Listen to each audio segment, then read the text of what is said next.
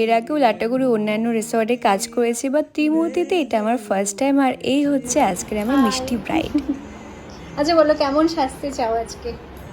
আজকে বেশি মেকআপ আমাকে স্যুট করে না, বেসিক্যালি মেকআপই স্যুট করে না। আচ্ছা। তো একদম সেটেল লাগবে, গ্লোই সেটেল পাঠিয়েছি হ্যাঁ, আমি। হ্যাঁ। আমার বেস একদম প্রপার বেস লাগবে, লাইট মেকআপ।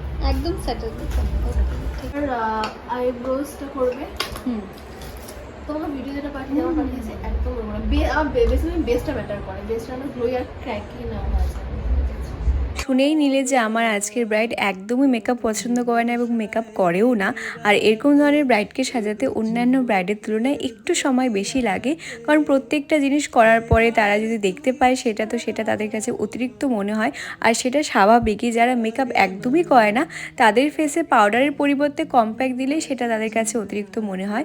তো সেভাবে আমরা আস্তে ধীরে ওকে মেকআপ করেছিলাম। প্রথমে লেন্সটা পরিয়ে